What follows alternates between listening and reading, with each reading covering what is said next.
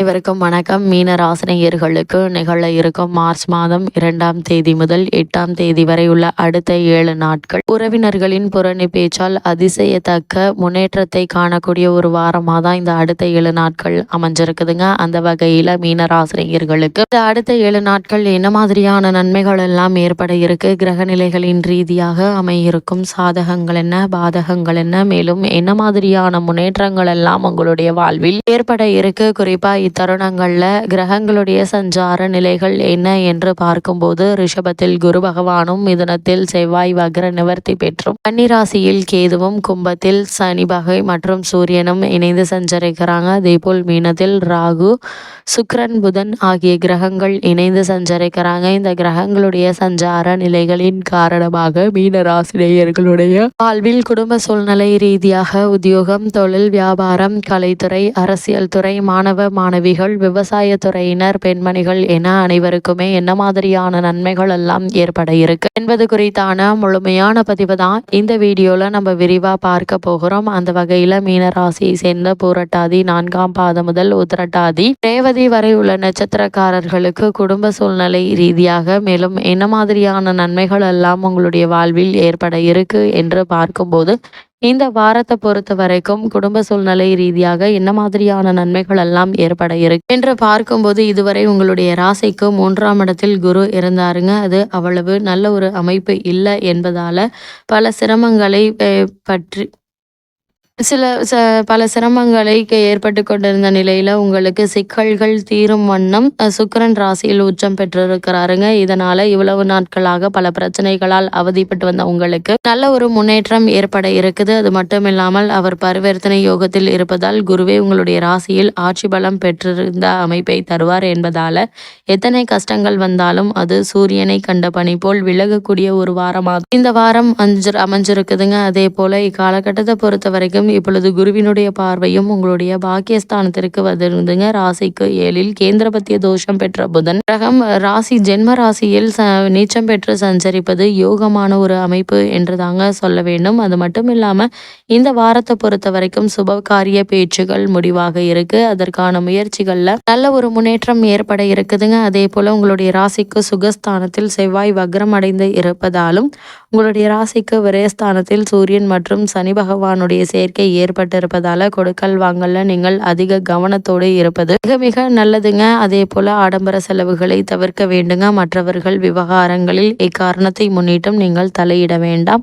அது உங்களுக்கு தீராத தலைவலியையும் பிரச்சனையும் தருங்க. அதனால் கூடுமான வரைக்கும் நீங்கள் உண்டு, உங்களுடைய வேலை உண்டு என்றிருப்பது நல்லது என்பதை கிரக நிலைகள் மீண்டும் மீண்டும் அறிவுறுத்துது. முன்பே கூறியுள்ளபடி தற்போது உங்களுக்கு ஏழரை கால சனி நடைபெறுதுங்க. ராசிநாதன் ஆகிய குரு பகவானாலும் இந்த தருணங்கள்ல அனுகூலம் இல்லைங்க. சனி பகவானும் விரயஸ்தானத்தில் அவர் ஆட்சி பீடத்தில் அமர்ந்திருக்கிறாரு. ஜென்ம ராசியில் பலம் வாய்ந்த ராகு நிலை கொண்டிருப்பதால் ஆரோக்கியத்தில் கவனமாக இருங்க. சிறு உடல் உபாதை என்றாலும் கூட உடனே மருத்துவரிடம் அணுகி அதற்கான சிகிச்சை எடுத்துக்கொள்வது நல்லதுங்க. சனி பகவானும் ராகுவும் இந்த இரு கிரகங்களுடைய சஞ்சார நிலைகளின் காரணமாக எந்த ஒரு முயற்சிகளை மேற்கொண்டாலும் அதிக முயற்சியையும் அலைச்சலையும் ஏற்படுத்துவாங்க. அதே போல் வீட்டில் விலை உயர்ந்த ஆபரணங்களையும் பொருட்களையும் பாதுகாப்பாக வைத்துக் கொள்வது நல்லது. வீட்டை பூட்டிவிட்டு வெளியூருக்கு செல்வதை காலகட்டங்களில் கண்டிப்பாக தவிர்க்க வேண்டுங்க. உங்களுடைய ராசிக்கு திருதிய ஸ்தானத்தில் குரு அமர்ந்திருப்பதால பாடுபட்டு சம்பாதித்த பணம் பல வழிகளில் விரயமாகுங்க.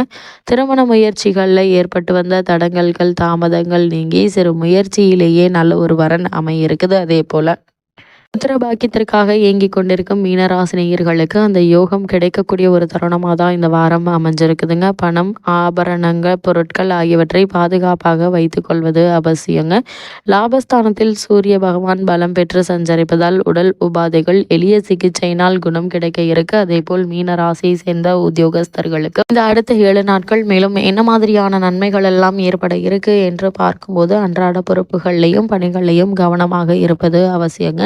சக ஊழியர்களுக்கு உதவி செய்வதற்காக ஜாமீன் கையெழுத்து போடுவது, கைமாத்தாக பணம் கொடுப்பது ஆகியவற்றை கண்டிப்பாக தவிர்க்க வேண்டுங்க. வெளியூர் பயணங்களை கூடுமான வரையில் ஒத்தி போடுவது நன்மை அளிக்கும்.